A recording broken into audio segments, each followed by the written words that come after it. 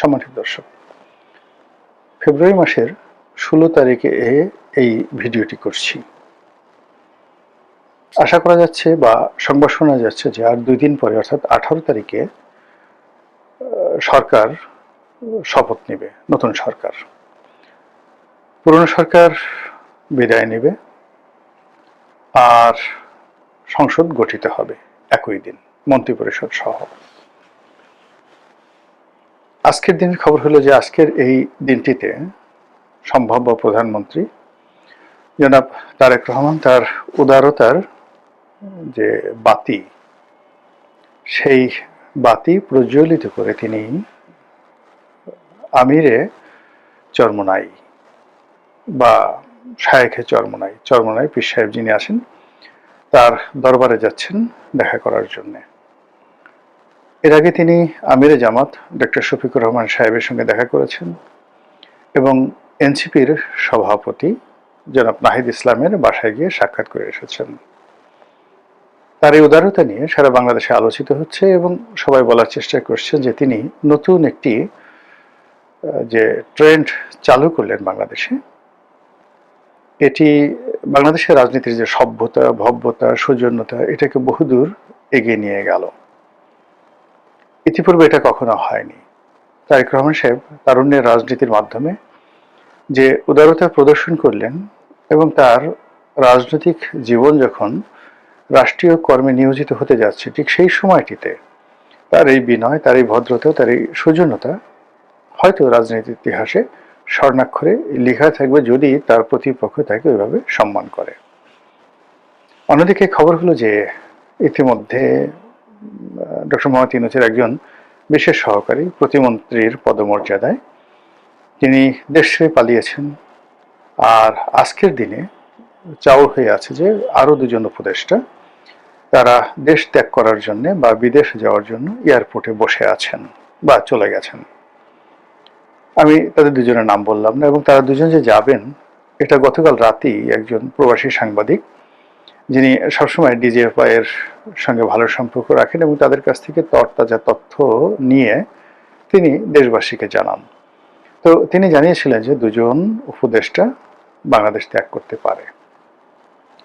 তো এই যে একটি অবস্থা, সেই অবস্থাতে আগামী 7 দিন কেমন যাবে? এখন সেই 7 দিন আজকে থেকে 7 দিন হতে পারে, অথবা নতুন একটি সরকার গঠন করার পর সেই সরকারের প্রথম কার্য দিবসগুলো যদি আমরা হিসাব করি 1, 2, 3, 4, 5, 6, 7, সেই 7 দিন কেমন যাবে সেই বিষয়গুলো নিয়ে মূলত আলোচনা করব, জাস্ট অনুমান নির্ভর। আপনারা ইতিমধ্যে জানেন যে সারা বাংলাদেশে নানা রকম ঘটনা ঘটছে। যারা সংসদ সদস্য নির্বাচিত হয়েছেন তার মধ্যে বেশ কয়েকজন সংসদ সদস্য, এর মধ্যে 2 জনই আমার খুব ঘনিষ্ঠ। একজন আমার খুব ঘনিষ্ঠ বন্ধু, তিনি মিস্টার নিজাম, নোয়াখালীর একটি আসনের সংসদ সদস্য, 9ম পার্লামেন্টে ছিলেন। আরেকজন সংসদ সদস্য তার নাম মানিক, যিনি কাকড়া মানিক হিসেবে সমধিক পরিচিত, আমার অত্যন্ত স্নেহভাজন ছোট ভাই। খুবই ভালো সম্পর্ক আমাদের 2 জনের মধ্যে। 2 জনের সঙ্গে মানে নিজানের সঙ্গে আমার সম্পর্ক হলো দীর্ঘদিনের, আর মানিকের সঙ্গে আমার সম্পর্ক দীর্ঘদিনের না হলেও আন্তরিকতাটা মনে হচ্ছে যে আমাদের মধ্যে যুগের পর যুগ ধরে ভালো সম্পর্ক। এই 2 জনের 2টো কর্ম ব্যাপকভাবে প্রশংসিত হয়েছে। মানিক তার এলাকায় নির্বাচিত হওয়ার পরপরই নিজের দলের বেশ কয়েকজন নেতা কর্মীকে তিনি পুলিশে দিয়েছেন। এটি ব্যাপকভাবে চাপ পড়তে দূরের কথা, সারা বাংলাদেশে এটি প্রশংসিত হয়েছে যে না, বিএনপি যাদেরকে সিলেক্ট করেছে, মানিকের মতো সংসদ সদস্য কিংবা নিজানের মতো সংসদ সদস্য, এরা যদি থাকে দলে তাহলে সেই এলাকায় চাঁদাবাজি হবে না। আবার অন্যদিকে নিজান যেটি করেছেন সেটা হলো তিনি অ্যারেস্ট করার চাইতেও আরেকটু বেশি এগিয়ে গিয়েছেন। তিনি নিজে বাদী হয়ে এলাকার যে তার দলের যারা নেতাকর্মী চাঁদাবাজ বলে পরিচিত, কুখ্যাতি অর্জন করেছেন, এরকম প্রায় 20-25 জনের বিরুদ্ধে তিনি মামলা করেছেন। এর বাইরে বিভিন্ন এলাকাতে চাঁদাবাজদের সঙ্গে আর সংসদ সদস্যদের সঙ্গে বিভিন্ন রকম দ্বন্দ্ব সংঘাত শুরু হয়ে গেছে এবং এই দ্বন্দ্ব সংঘাতে চাঁদাবাজারে টিকে থাকে না এমপির টিকে থাকে সেটি দেখার বিষয়। এটি গেল বিএনপির। অন্যদিকে জামাতের যারা লোকজন আছে তারা সঙ্গত কারণে ধরে নেওয়া হয় তারা চাঁদাবাজির সঙ্গে জড়াবেন না, চাঁদাবাজির সম্পর্কে তারা উচ্ছ্বসিত কণ্ঠে এর বিরোধিতা করবেন এবং বিএনপির চাঁদাবাজির মাধ্যমে দেশের কি ক্ষয়ক্ষতি হয়েছে সেটি সংসদের ভিতরে এবং বাইরে দরাজ দিলে এবং বুলান্ত কণ্ঠে তারা সেটা প্রচার করতে থাকবেন। আগামী 7 দিন এটা সবার আগে হবে। পুলিশের মধ্যে, আমলাতন্ত্রের মধ্যে যারা যাকে বলা হয় অতি উৎসাহী, তারা দৌড়াদৌড়ি করবেন পল্টন অফিসে, বিএনপি নেতাদের বাসায়, এমনকি তারেক রহমান সাহেবের বাসায়। ইতিমধ্যে আমরা জানি যে একজন পুলিশ কর্মকর্তা বেশ আলোচিত গত 17 মাসে, তার নাম মিস্টার মাসুদ।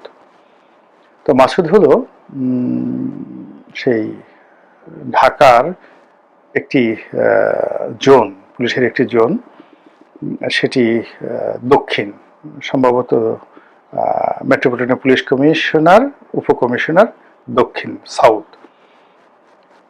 এটা খুব গুরুত্বপূর্ণ একটি এলাকা। এই এলাকায় ঢাকা বিশ্ববিদ্যালয়, এই এলাকায় শাহবাগ প্রেস ক্লাব।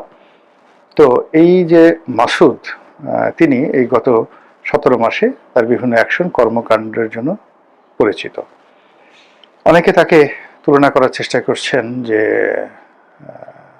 আওয়ামী লীগ জামানাতে হারুন ছিল যেভাবে প্রভাবশালী, বেপরোয়া, তারপর বিএনপি জমানাতে কোহিনূর যেভাবে বেপরোয়া ছিল, সাহসী ছিল, তারপর আরও একজন ছিলেন খান সাইদ হাসান। ঠিক এখন মাসুদ যে পদে আছেন, যে চেয়ারে আছেন, ঠিক এই জায়গাটাতেই খান সাইদ হাসান ছিলেন বিগত বিএনপির জমানাতে। এবং যখন সেই 21শে আগস্টের গ্রেনেড হামলা হয়েছিল, সেই গ্রেনেড হামলার সময়টিতে এই মাসুদ যে দায়িত্বে আছে, ঠিক এই দায়িত্বে ছিল খান সাইদ। তো সেই জায়গাতে এখন মাসুদ বসে আছেন লম্বা চূড়া। এখনো পর্যন্ত তার বিরুদ্ধে কোনো দুর্নীতির অভিযোগ আসেনি, অনিয়মের অভিযোগ আসেনি। এবং এখনো পর্যন্ত যেটি হলো সেটি হলো তিনি তার পেশাদারিত্ব এবং পরিস্থিতি মোকাবেলা করার জন্য যতটা কঠোর হওয়া দরকার, সঙ্গে সঙ্গে যতটা নরম হওয়া দরকার, দুটো জিনিসের সমন্বয় তিনি করে যাচ্ছেন একজন আলোচিত পুলিশ কর্তা হিসেবে।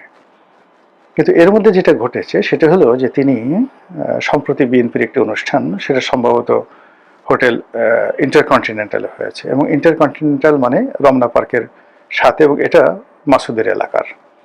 তো মাসুদ সেখানে গেছেন, যাওয়ার পরে তারেক রহমান সাহেবের সঙ্গে তার দেখা হয়েছে এবং তারেক রহমান সাহেব মাসুদের কাঁধের উপর হাত রেখেছে। এটা তারেক রহমান সাহেবের জন্য একটু কষ্ট হয়েছে। কষ্ট হয়েছে এই কারণ হলো তারেক রহমান সাহেবের উচ্চতা আমার চেয়ে ছোট, সর্বোচ্চ তিনি 5 ফিট 5 ইঞ্চি লম্বা, আমি 5 ফিট 7 ইঞ্চি লম্বা, আর মাসুদ প্রায় 6 ফিট লম্বা বা 6 ফিটের বেশি হতে পারে। তো সেক্ষেত্রে তারেক রহমান সাহেবকে মাসুদের ঘাড়ে হাত রাখার জন্য তাকে মাথা উঁচু করতে হয়েছে, হাতও উঁচু করতে হয়েছে। তো এটা নিয়ে বেশ প্রতিক্রিয়া হচ্ছে। মাসুদের মর্যাদা নিঃসন্দেহে বেড়ে যাবে এবং দেশের ভবিষ্যৎ প্রধানমন্ত্রী তার ঘাড়ে হাত রেখেছেন, তাকে আর কে ঠেকাতে পারে। খান সাইদের অবস্থা একই অবস্থা হয়েছিল। খান সাইদ সেই মাসুদের এই পদে আসার আগে বা পরে বগুড়ার ডিসি ছিলেন। তো তারেক রহমান সাহেবের সঙ্গে তার ভালো সম্পর্ক ছিল এবং সেই সম্পর্কের কারণে তার জীবন তেনা তেনা হয়ে গিয়েছিল। তিনি 21শে আগস্ট গ্রেনেড হামলা মামলার আসামি হয়েছিলেন, জেলে গেছেন, সাজাপ্রাপ্ত হয়েছেন, পরিবার পরিজন সব মিলিয়ে তছনছ হয়ে গেছে। যেভাবে ধরুন শেখ হাসিনা মানে ঘাড়ে হাত রেখেছেন কিনা জানি না, তবে হারুনকে স্নেহ করতেন, বিপ্লবকে স্নেহ করতেন, বেনজির সাহেবকে খুব স্নেহ করতেন। তো এর ফলে তাদের জীবন কি পরিমাণ তেনা তেনা হয়ে গেছে সেটা বলার মতো নয়। আমি কিন্তু তাদের দুর্নীতি ভালো মানুষই নিয়ে বলছি না, শুধু বলছি যে ক্ষমতার কেন্দ্রে যারা থাকেন তাদের সঙ্গে অন্যান্য মানুষের যে সম্পর্ক, এই সম্পর্কের কারণে ভীষণ রকম একটা প্রবলেম হয়। যেমন ধরুন আমি খুব সাধারণ অখ্যাত একজন মানুষ, এখন এই অখ্যাত একজন মানুষের সঙ্গে হঠাৎ যদি লোকজন দেখেন যে তারেক রহমান সাহেব আমার বাসায় গেছেন, আমার ঘাড়ে হাত রেখেছেন বা আমার প্রতি একটু অতিরিক্ত আকর্ষণ দেখিয়েছেন, আমিরে জামাত আমার বাসায় গেছেন, আমার সঙ্গে একটু ভাবসাব দেখিয়েছেন, পীরে চরমোনাই তিনিও এরকম করেছেন, পেপারে আসলো। আপনি বিশ্বাস করেন এই ফুলের তোড়া নিয়ে বহু মানুষ আমার এই অফিসে চলে আসবে, আর কিছু হোক বা না হোক তারপরে হয়তো তারা আমাকে দ্বিতীয়বার জিজ্ঞাসা করবে না, তারপরে তারা আমার নামটা হয়তো মনে রাখবে না, তারা হয়তো জানেও না যে গোলাম মোল্লা রানীকে। যে কোনো কারণে তাদের মনে হলো হাত, আমার কার্ডটা দেখে তাদের মনে হলো একটু লোকটার কাঁধে হাত দিই, এতে কিন্তু আমার সর্বনাশ, ওটা আমার জন্য কেয়ামত হয়ে যাবে। তো এটা হলো ক্ষমতাধরদের যে চালচলন, সেই চালচলনের একটা উদাহরণ। সেক্ষেত্রে যারা ক্ষমতাধর লোক, তাদেরই দায়িত্ব যে কার সঙ্গে হ্যান্ডশেক করবেন, কার মাথায় হাত বুলাবেন, কার ঘাড়ের উপর হাত রাখবেন, এবং কার বাসায় যাবেন কিংবা কার বাসায় যাবেন না। কিন্তু যাকে তারা একবার কাছে রাখবেন তারও যেভাবে জীবন তেনা তেনা হয়ে যাবে, আর তারা যদি কাউকে দূরে ঠেলে দেন বা ওই পবিত্র জবান দিয়ে কারো বিরুদ্ধে একটা টু শব্দ করেন, তাহলেই তার জীবন কিন্তু শেষ। তো এই যে সামনে যে সময়গুলো আসছে, এই সময়টিতে বিএনপির যারা শীর্ষ নেতৃবৃন্দ রয়েছেন, মন্ত্রী পরিষদে যারা সদস্য হবেন, তারপর স্বয়ং তারেক রহমান সাহেব যাদের মাথায় হাত বুলাবেন, যাদেরকে কাছে ডেকে নেবেন, বা যে সমস্ত লোক এখানে দৌড়াদৌড়ি করবে, তাদেরকে কেন্দ্র করে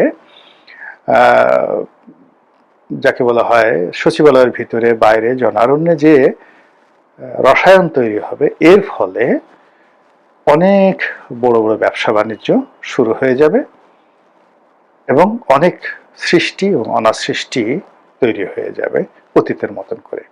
এই গেল প্রথম কাজ। দ্বিতীয় যে সমস্যাটা বলবো সেটা হলো যে এখনো পর্যন্ত যেহেতু শপথ হয়নি, শপথ যদি একদিন পিছিয়ে যায়, দুদিন পিছিয়ে যায়, সেটা কেমন হবে? আবার আলেরিয়া সাহেব যেভাবে বলেছেন যে এখানে সংসদ সদস্যরা দুইবার শপথ নেবেন, প্রথম শপথ হলো সেই কনস্টিটিউশনাল অ্যাসেম্বলির সদস্য হিসেবে, আর দ্বিতীয় শপথ হলো সংসদ সদস্য হিসেবে।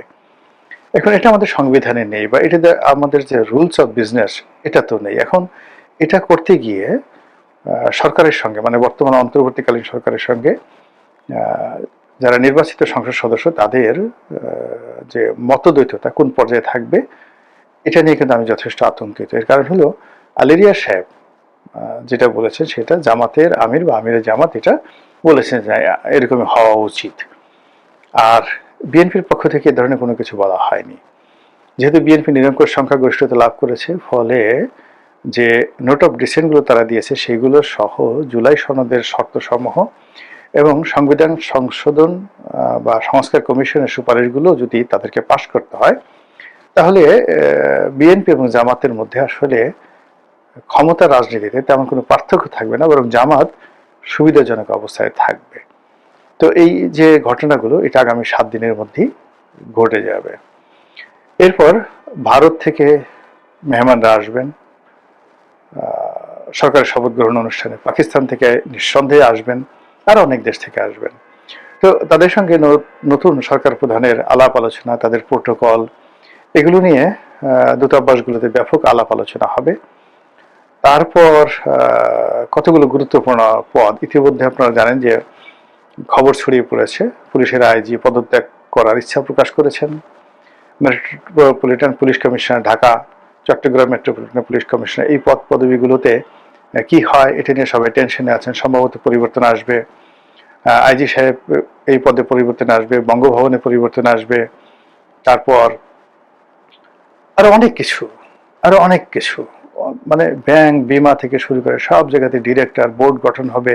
এই 7 দিনের মধ্যেই যে তোলপাড় শুরু হয়ে যাবে, সরকার গঠনের 7 দিনের মধ্যে যে তোলপাড় শুরু হয়ে যাবে, তাতে করে ব্যাংক পাড়া, শেয়ার মার্কেট, বিমা পাড়া, এরপরে সরকারের যে গুরুত্বপূর্ণ পদ পদবিগুলো আছে, যেমন জাতীয় রাজস্ব বোর্ডের চেয়ারম্যান, বাংলাদেশ ব্যাংকের গভর্নর, তারপর